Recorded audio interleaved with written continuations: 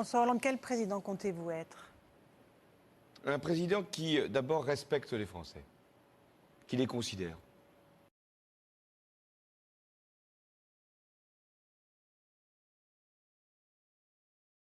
Merci pour ce moment dont Paris Match et Le Monde ont livré des extraits.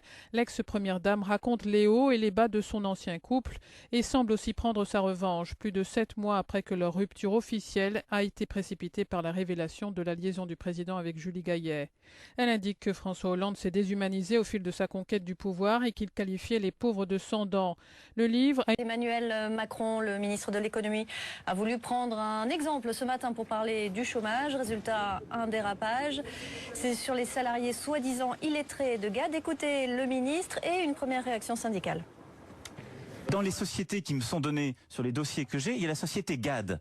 Vous savez, cet abattoir. Oui, oui. Il y a dans cette société une majorité de femmes. Il y en a qui sont, pour beaucoup, illettrés. Pour beaucoup, on leur explique, vous n'avez plus d'avenir à GAD ou aux alentours. Allez travailler à 50 ou 60 km. Ces gens-là n'ont pas le permis de conduire. On va leur dire quoi? Il faut payer 1 500 €, il faut attendre un an. Voilà, ça sont des réformes du quotidien. Un président qui ne veut pas être président de tout, chef de tout et en définitive responsable de rien. Moi, président de la République, je ne serai pas le chef de la majorité. Je ne recevrai pas les parlementaires de la majorité à l'Élysée. Moi, président de la République, je ne traiterai pas mon Premier ministre de collaborateur. Moi, président de la République,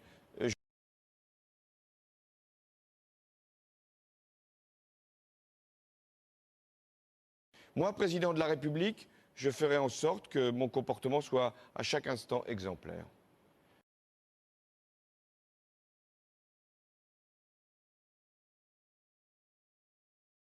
Valérie Trierweiler est hospitalisée depuis vendredi. Oui, la première dame, selon Le Parisien, serait abattue et très éprouvée après les révélations du magazine Closer sur une liaison entre François Hollande et la comédienne Julie Gaillet. Les médecins lui auraient prescrit une cure de repos. Elle devrait sortir demain, Antoine. Bon, président de la République, il y aura un code de déontologie pour les ministres qui ne pourraient pas rentrer dans un conflit d'intérêts. Je suis pour une République exemplaire. Cette histoire cocasse, relatée, celle d'un conseiller qui privatise un salon de l'hôtel Marigny pour se faire cirer les chaussures. Histoire relatée par le cireur de chaussures lui-même qui a été remercié depuis.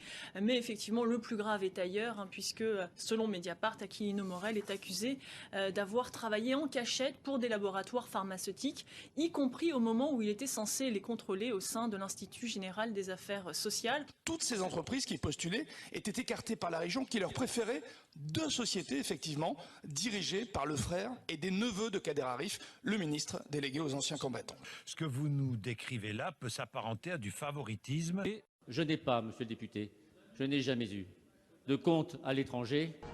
Bienvenue à tous. C'est un coup de théâtre et c'est aussi un coup de tonnerre pour le gouvernement et pour le monde politique. 2 semaines après sa démission, Jérôme Cahuzac a reconnu donc ce qu'il avait toujours nié jusqu'ici. Il avoue détenir un compte bancaire à l'étranger, un compte ouvert en Suisse et transféré à Singapour en 2009. On avait un ministre du budget qui s'est censé chasser la fraude fiscale et qui ne le faisait pas. Et maintenant, on va chercher quelques milliards dans les allocations familiales. On va chercher quelques milliards dans le cadre des petites retraites. Mais de qui se moque-t-on? Allô? Non mais allô quoi? Le citoyen français doit contribuer au financement du modèle social. Thomas Thévenoud quitte le gouvernement pour des raisons personnelles. Puis très vite, le vocabulaire s'affine. L'ex-secrétaire d'État ne déclarait pas ses revenus et ne payait plus ses impôts depuis plusieurs années.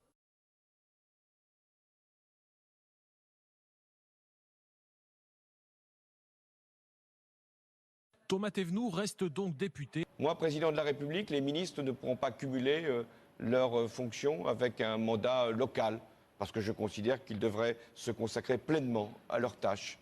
Juste continuer la discussion amorcée la semaine dernière avec Najat Vallaud-Belkacem, et puisque vous êtes dans le même cas qu'elle, ce serait injuste que je ne vous pose pas la question. Vous êtes donc toujours conseillère générale ? Je suis conseillère générale et moi je l'assume Ah bah Najat aussi l'a assumé. Je l'assume complètement. À la fin de l'année 2013, nous devons inverser la courbe du chômage. J'ai fixé un objectif, inverser cette courbe du chômage avant la fin de l'année. Le président n'a jamais remis en cause cette promesse, mais en revanche, il l'a nuancée, adaptée au fur et à mesure que les chiffres du chômage augmentaient. Premier acte en mai. Français. Je réédite ici, devant vous, en prenant mes risques, mais aussi mes responsabilités, que la courbe du chômage peut s'inverser d'ici la fin de l'année. À l'automne, nouvelle nuancée de taille, il renonce à fixer une échéance précise. C'est une bataille que nous avons engagée. Elle se fera mois par mois, elle s'est faite mois par mois, et nous devons y travailler sans cesse, et ça prendra tout le temps qui est nécessaire. Selon François Hollande, l'inversion de la courbe du chômage doit se traduire par plusieurs mois consécutifs de baisse. Le chiffre de novembre lui fait manquer son objectif.